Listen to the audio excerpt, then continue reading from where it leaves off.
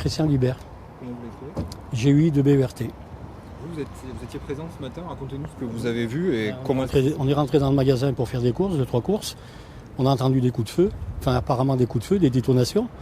Donc moi je me suis approché pour voir ce qui se passait. Et bon, je me suis vite rendu compte de la réalité. Donc j'ai pris mon épouse avec ma belle-sœur et des clients qui étaient là et je les ai mis dans le frigo. Qu'est-ce que vous avez vu? Un homme qui était à terre, déjà une personne qui était à terre, et puis ce monsieur-là qui avait une arme de poing et un couteau, et qui criait, tout le monde à terre, au sol à terre, et il criait à la roadbas. Donc ensuite vous avez pris... Donc voilà, mes proches et puis les clients qu'il y avait, je leur ai dit de se mettre à l'abri, quoi. Donc il y avait le frigo des bouchers, ils se sont mis à l'intérieur, fermés à clé. Moi je suis ressorti, j'ai appelé la gendarmerie de suite et je leur ai donné sa position, son signalement, et voilà, etc. Donc vous étiez dans le magasin et oui. Vous disiez il est dans tel rayon? Oui. Il avait pris déjà une personne en otage à l'intérieur.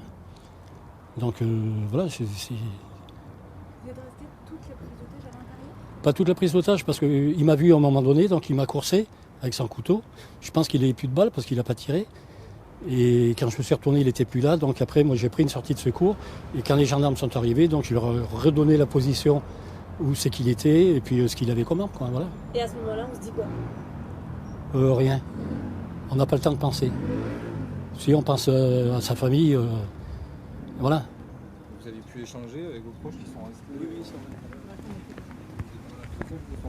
Après, si, j'ai eu mon épouse par téléphone, donc je lui ai dit qu'elle reste bien à l'abri, qu'elle ouvre à personne, quoi, par les gendarmes.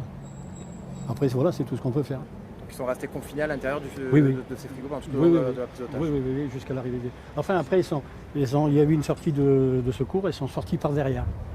Voilà. Merci beaucoup. Et vous avez quitté le supermarché vers quelle heure? L'heure, je peux pas vous dire. Quand il m'a coursé, le gars, voilà, je suis parti et puis de suite j'ai vu les gendarmes qui arrivaient, donc je leur ai donné la position et ce qu'il avait comme arme. Voilà. Il y avait de nombreux otages. Lucide, l'air fou, comment on peut le décrire? Lucide, oui, je pense lucide, énervé. Énervé, et puis bon, voilà, il arrêtait pas de crier. Voilà. Il y a eu beaucoup de personnes à l'intérieur du magasin quand les faits sont produits? Beaucoup, non, il n'y avait pas trop de personnes encore. Pas trop de personnes. Et comment ça réagit dans le magasin?